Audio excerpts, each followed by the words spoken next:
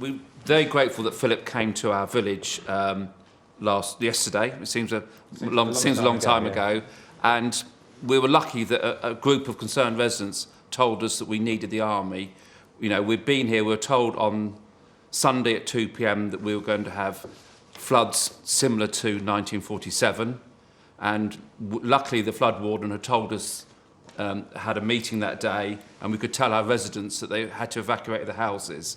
And for 48 hours, this village was on its own.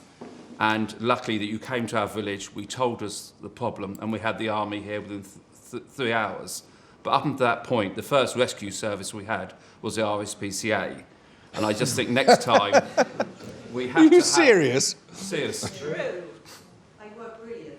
Yes, they were the first people here, and they rescued people as well as animals.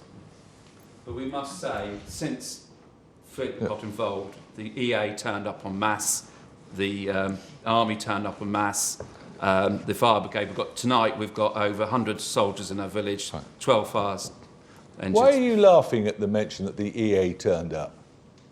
In mass, he said. We'd seen one the day before. So the sense is that from the intervention was too late. Yes. Yes. Far too late. Go on, tell us, what do you mean? 5 weeks ago, we started our campaign. I was on the BBC News 5 weeks ago saying we've got a problem here, we need help. What was the problem you were identifying? We started off with our drains filling up, which we knew then that the water level in the ground was rising.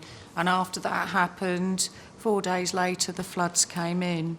We've had no main drainage for 5.5 weeks now. What's it been like trying to live through that? Difficult. Hell. Why? Tell me why. Sorry, go on. We started off literally on our own, a small team of 6 of us.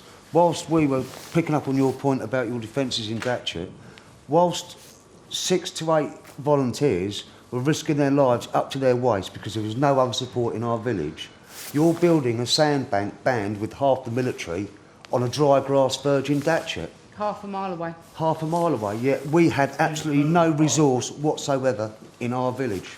And that was even after we went on to severe flood warning. We had to borrow 2 boats, Plastic two dinghies. small plastic dinghies to rescue people from their houses. Well, who supply these plastic boats? Residents, we found residents. Yeah, we no, need but- boats. Residents in this village have done so much. Dave, well, I'll pass over to you, but you've been brilliant. Sue Barrows is just absolutely These people fantastic. are jolly cross. It's not the first time. Yeah, Philip. I mean, look, there's a couple of things have come out of this. First of all, and I should declare my interest. My constituency is on the opposite side of the riverbank, so of course all of the problems that are being talked about here are also being experienced on the other side of the river. And this is not just happened in February. Of course, this is something that's been going on since January, and people who live along the river know and understand the way the river works and the way the groundwater systems work better than anybody. So, yeah, we need to listen more clearly to the people who live along the river. So that's one of the mistakes That's you one made. of the consistent messages that comes through, that the The people... Environment Agency who are putting the Jubilee River onto a gravel rail embankment, Well, and that's the reason Datchet The floods. people who live along the river know how the river works, and I've known that for the 17 years that I've represented the constituency on the other bank. So that's the first thing. I think the second thing, though, I must just say this. When I came into the village yesterday morning, just before 8 o'clock, there were a significant number of police in the village.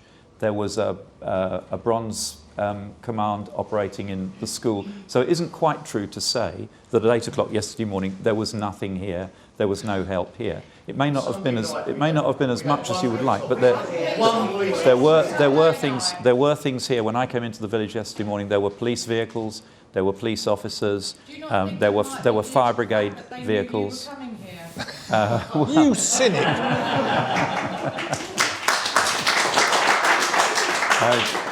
I wish I had that power, Jeremy.